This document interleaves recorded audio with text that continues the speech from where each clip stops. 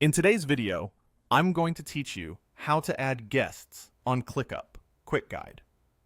If you collaborate with clients, freelancers, or contractors, ClickUp's guest role is a simple way to share only what they need, without giving broad access to your entire workspace.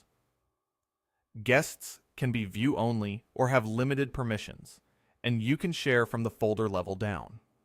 Folders, lists, individual tasks, docs, dashboards, goals, and template. You can't share an entire space or the everything view with a guest, so keep your sharing focused on the specific item you want them to see. Let's walk through it from your workspace. Start by heading to your overview. Then open your Spaces area so you can navigate to the exact folder, list, or task you want to share. Hover over the item you plan to collaborate on and open its options menu, usually shown as an ellipsis. From there, choose Sharing and Permissions at the bottom. This is where you control who can access the item and what they're allowed to do. In the Invite field, start typing the person's name, or, more reliably, their email address. Double-check the address for accuracy to avoid sending access to the wrong person. Then, press Enter to add them to the invitation. Next, set their role. Click the current role label. This may default to Member in some menus, and switch it to Guest.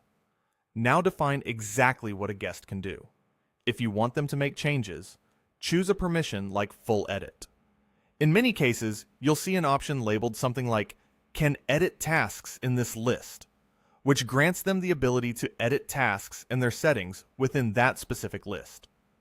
If you're aiming for tighter control, you can choose lighter permissions instead. Comment only to let them leave feedback and update statuses or assignees, or view only so they can see the work without making changes. Pick the level that fits your collaboration needs. When your settings look right, click Send Invite. ClickUp will email the guest a link to create a free account if they don't already have one, and take them straight to the item you shared. If you prefer to share the access link yourself, for instance, through your own email or chat, use Copy Link and send it directly.